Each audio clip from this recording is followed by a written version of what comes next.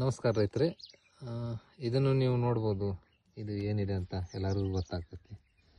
ನಾವೇನು ಪುಡಾರಿ ಕಸ ಅಂತ ಏನು ಕರಿತೀವಿ, ಆ ಪುಡಾರಿ ಕಸ ಇದು. ನಾ ಈಗ ಇದನ್ನ ಯಾತಕ್ಕೆ ತೋರ್ಸಾಕತ್ತಿದ್ದೀನಂದ್ರೆ,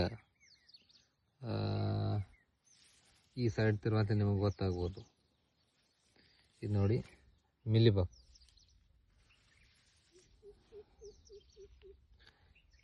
ಈ ಪುಡಾರಿ ಕಸದ ಮ್ಯಾಗ ಎಷ್ಟು ಹೆಚ್ಚಿಗೆ ಪ್ರಮಾಣದಾಗ ಇಲ್ಲಿ ಮಿಲಿಬಗ್ ಐತಿ ನೋಡ್ಬೋದು ನೀವು. ಈ ಎಲೆ ಮ್ಯಾಗ ಇಲ್ಲೇನು ಮಿಲಿಬಗ್ ಕಂಡು ಬರ್ತಾ ಇದೆ.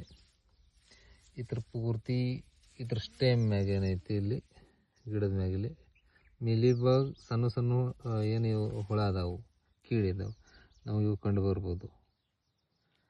ಈಗ ಈ ದಿವಸದಾಗ ನಿಮ್ಮಲ್ಲೇನೋ ಎಲ್ಲರೂ ಪುಡಾರಿ ಕಸ ಐತೆ ನಿಮ್ಮ ದ್ರಾಕ್ಷಿ ತೋಟದಾಗ ಅಂದ್ರೆ, ಈ ಪುಡಾರಿ ಕಸನ್ನು ನೀವು ನಿರೀಕ್ಷಿಸಿ ಒಂದಿಟ್ಟು ಅದನ್ನ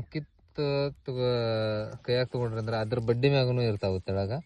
ಆದ್ರೆ ಈ ಥರ ಮ್ಯಾಗೂ ಏನೈತಿ, ಇದು ಪುಡಾರಿ ಕಸ ನಮಗೆ ಮಿಲಿಬಗ್ ಮುಂದೆ ನಮ್ಮ ತೋಟದಾಗ ಬರ್ದೈತಿ ಅಂತ ಇದು ಫಸ್ಟ್ ಇಂಡಿಕೇಶನ್ ಕೊಡ್ತೈತಿ.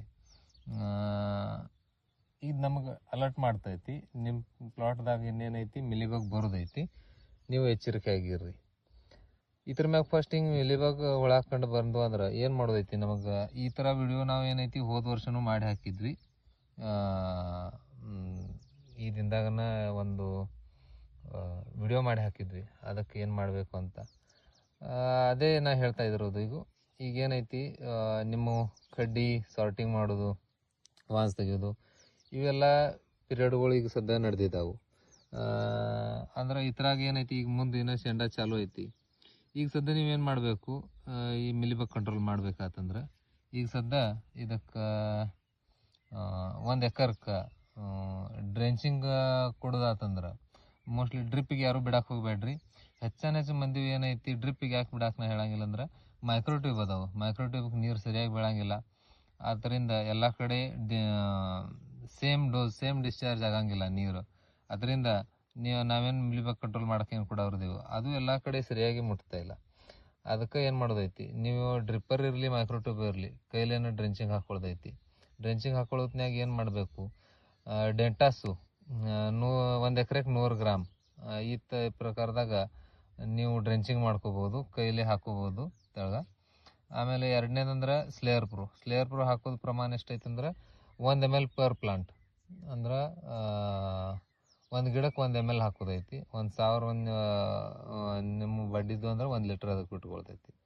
ಈ ಥರ ಹಾಕೊಳ್ತೈತಿ. ನೀವು ಆದ ನಂತರ ಅಡ್ಮೈರ್ ಬಿಡೋರಿದ್ರಿ ಅಂದ್ರೆ ಅಡ್ಮೈರ್ ಥರನ ಇಡಾನ್ ಬರ್ತೈತಿ, ಪ್ರೊಂಟೋ ಬರ್ತೈತಿ, ತ್ರಿಶೂಲ್ ಅಂತ ಬರ್ತೈತಿ, ಇಮಿಡಾಕ್ಲೋಪ್ರಿಡ್ 70% ಏನೈತಿದ. ಇದನ್ನು ನೀವು ಡ್ರೆಂಚಿಂಗ್ ಮಾಡೋರಿದ್ರಿ ಅಂದ್ರೆ ಆ ಥರ ಪ್ರಮಾಣ ಏನೈತೆ ಅಂದ್ರೆ 1 ಗಿಡಕ್ಕೂ 0.4 ಗ್ರಾಮ್ ಪರ್ ಪ್ಲಾಂಟ್.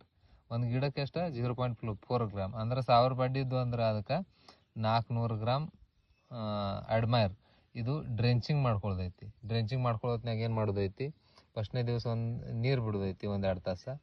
ಮರನೇ ದಿವಸ ಏನೈತಿ ಬರೀ ಡ್ರೆಂಚಿಂಗ್ ಹಾಕೊಳ್ಳೋದೈತಿ. ಏನು ನೀವು ಹಾಕೋರಿ, ಸ್ಲೇಯರ್ ಪ್ರೋ ಹಾಕೋರಿ, ಅಡ್ಮೈರ್ ಹಾಕೋರಿ, ಇಲ್ಲ ಡೆಂಟಾಸು ಹಾಕೋರಿ, ಇದನ್ನು ಡ್ರೆಂಚಿಂಗ್ ಮಾಡ್ಕೋದೈತಿ.